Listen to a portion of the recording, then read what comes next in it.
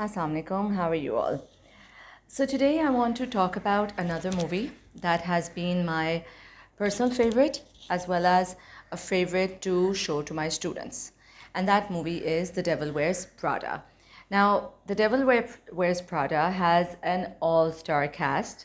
It has the none other than Meryl Streep, amazing, iconic personality. I mean, whatever work she's done, she has impressed her audiences and she has become, a favorite of a lot of us. And it also has Anne Hathaway, another amazing personality, another amazing actress who has done, a variety of work that has been both inspiring as well as entertaining, and she's also a personal favorite. And of course, Emily Blunt. I mean, who cannot like Emily Blunt? She has this personality and this persona, and she has this amazing British accent that it's just to die for. So this movie is amazing for a number of reasons. First, I'll just tell you something about it, and then there'll be a lot of discussion on it. In fact, might have to do this video in two parts.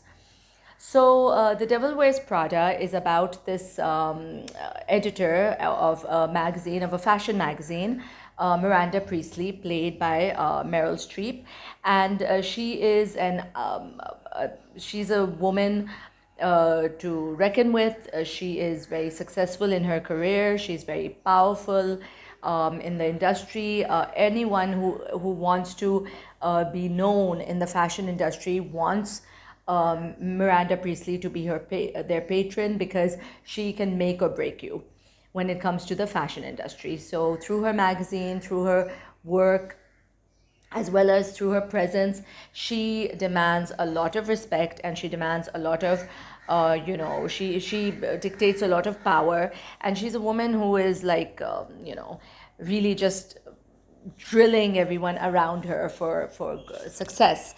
And Anne Hathaway plays this very green and naive young journalist just out of college, who had found herself this amazing job, and she knew that this job would take her places. That's why she wanted it. But working for Miranda Priestley becomes quite a challenge. First of all, Anne Hathaway does not transform herself in the fashion industry because she feels that she should be known for her mind and not for her looks. But then she realizes very soon that if you're in the job, you dress for the job you have. In fact, you dress for the job you want. And she gets a rude awakening that the fact that she's been denying this evolution has not been in her advantage. So she starts modifying herself, and that in itself is a very important part of that film. What I really like about the movie is this power play between the genders. You see, Miranda Priestley is shown as the strong, independent, successful woman in the fashion industry, and she's competing with the best of the best.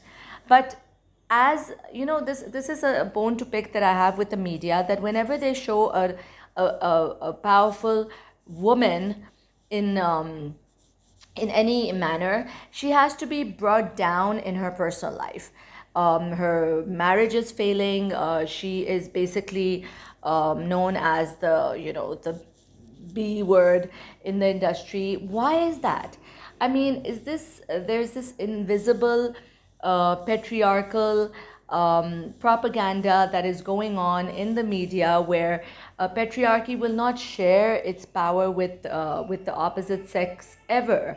And they show these characters, even in their movies, as as negative personalities. Why can't a woman be shown as a powerful, determined, successful woman with a positive vibe? The same thing happens with Anne Hathaway's character. As soon as she starts getting popular, her boyfriend starts having issues with her, and her relationship also crumbles. So I mean, there's this invisible script that goes around in the media, where it's being told insidiously to all male members of the society, that as soon as your woman becomes successful, leave her. As soon as she gets some power, leave her. Why can't they show supportive male personalities where the men are supporting the women, supporting their careers, being their back when they need it? Because if the roles were reversed, the women would be supporting the men. So this is a bit of a bone that I want to pick, not with the film. I love this film, but this undercurrent theme that is constantly shown in almost all media, representations of women. So Miranda Priestley is powerful. She's determined. She's iconic. And then Anne Hathaway sort of evolves into this. And then you've got Emily Blunt, who's the foil. And Emily Blunt is just too cute for words. I mean, I just love her personality, and I love the fact that I need to refer to her husband in real life, right? John, I can't pronounce his last name, but I'd rather call him Jim because he's Jim from The Office. So Jim from The Office, who is Emily Blunt's husband in real life, they make such a cute couple, and they're kind of an underrated cute couple because Ryan Reynolds and Blake Lively tend to take the media attention in terms of the cuteness of their marriage and their children and all. But I feel Ryan Reynolds and Blake Lively a little overrated now. And in fact, I kind of admire Emily Blunt and John Kay for keeping their marriage not out there, because that's their personal life and they should keep it out of the social media. So that's like divulging from the point. I just needed to say that, get it out of my system. But Devil Wears Prada, if it's shown to your adult audiences, keep in mind that you need to let them examine these undercurrent themes that are going on in the media, where a strong woman cannot be represented without having her marriage crumble or without having this power play happening around her, where patriarchy is so sensitive and so delicate that it cannot handle a strong character. And this is the script that is being sold, that's being told, that's being delivered to men generations after generations. And when will we break out of it? When will we have this representation of a strong woman not being a bee and actually being supported by the male members of the society? I mean, if the women are supporting the women, then that's great. But what about the men? Why do the men always have to break them down, right? So I feel The Intern was slightly better when it dealt with this issue, because in The Intern, even if you had a crumbling marriage and a husband that couldn't handle a successful woman, but then you had the character of Robert De Niro, who was constantly backing her, who was constantly, in fact, in one of the scenes, he says, I don't want to be, the man being the feminist in this picture, but, he called her out as a feminist. So, and he told her that what you're saying, what you're doing is wrong. So, if you're showing Devil Wears Prada to your students, please have them understand this as well. How women are represented in the media and how these images then they stay in the minds of the young, not just the men, but the women as well. So the women always see that if the minute that we're being successful, people around us will not support us.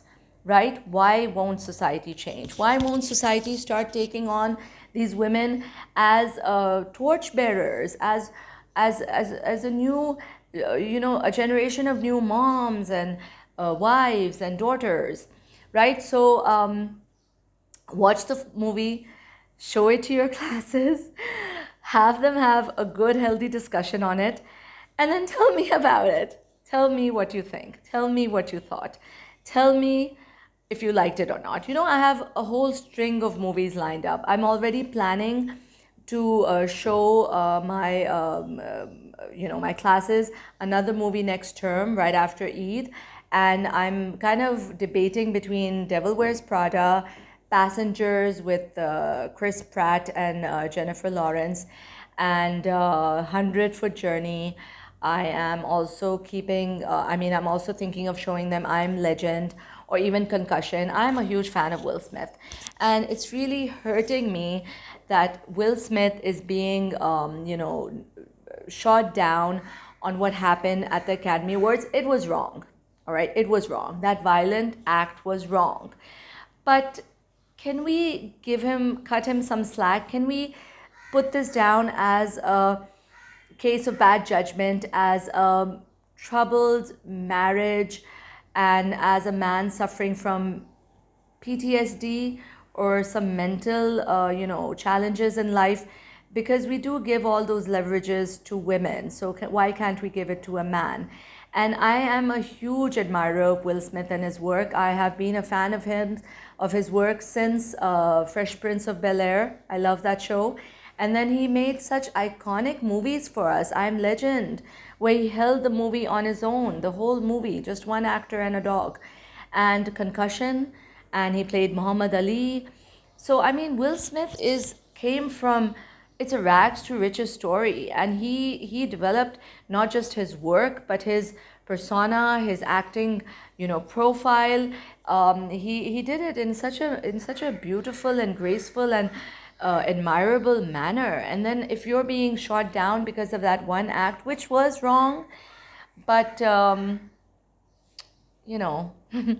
it's Will Smith, and I think he deserves better. And whatever is going on in his personal life, I hope it settles down for the better.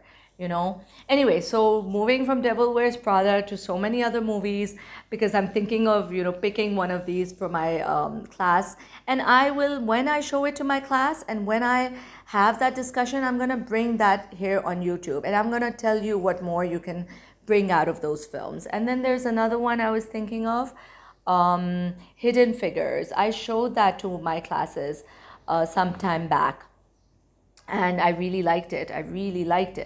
So so I'm going to talk about all of these films separately. So let's dedicate this to Meryl Streep and Anne Hathaway and Emily Blunt, the power package, and enjoy this film, The Devil Wears Prada. I've even read the book, and the book was just as amazing as the film. They always are, but this time both were amazing. All right, take care. Allah Hafiz.